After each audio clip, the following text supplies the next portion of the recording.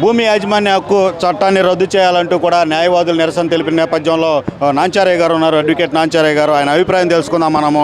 ఆస్తులకు భద్రత లేని భూ హక్కు చట్టాన్ని రద్దు చేయాలి వద్దు అంటూ కూడా నిరసన తెలియజేశాడు. సార్, మీరు ఏం చెప్పబోతున్నారు? ప్రభుత్వానికి ఏం డిమాండ్ చేయబోతున్నారు? ఈ చట్టం అనేది చట్టం భూ వ్యతిరేక చట్టం అండి.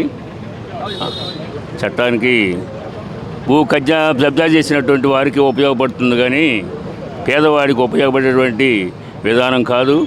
కాబట్టి అందువలన ఈ చట్టాన్ని వ్యతిరేకిస్తున్నామండి.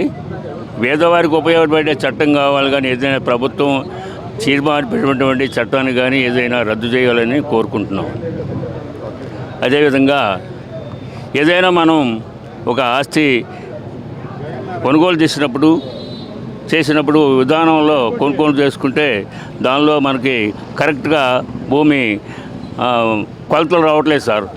కొనుగోలు చేసినప్పుడు ఎవరో మనకు ఒక సెంటు భూమి తగ్గుతుంది.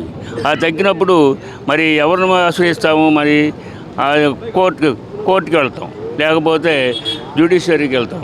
కానీ అలా ఇప్పుడు మామూలుగా అయితే ఎంఆర్ ఆఫీస్కి వెళ్తామండి, అప్లై చేస్తాం.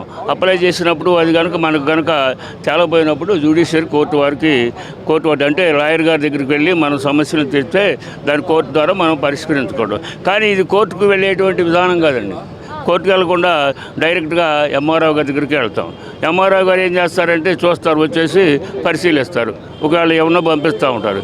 సరే, అది పరిష్కారం కాకపోతే లేదండి మన 10 సెంట్లు కలవపోయినప్పుడు ఏం చేస్తారంటే ఇక ఎవరైతే ఒక ఎమ్మెల్యే ద్వారా కనుక మరి పొలిటికల్గా తెప్పిస్తే తనకి ఎవరైతే అవతలటువంటి వ్యక్తికి ఇది వర్తిస్తుంది. కాబట్టి ఇలాంటి విధానాలు ఏంటంటే ఎంఆర్ఓ వాళ్ళు ఎప్పుడు కూడా పై అధికారుల చేతుల్లోనే ఉంటారు. వాస్తవంగా అయితే ఎంఆర్ఓ వాళ్ళు ఏం చెప్తే అదే వర్తిస్తుంది. కాబట్టి ఇలాంటి విధానాన్ని కాకుండా జ్యుడిషియరీ కస్టడీకి తీసేసి కోర్టు దీన్ని న్యాయం చేస్తుంది. కాబట్టి లాయర్ల ద్వారా న్యాయం జరుగుతుంది. కాబట్టి ఈ విధానాన్ని రద్దు చేయాలని కోరుకుంటున్నామండి.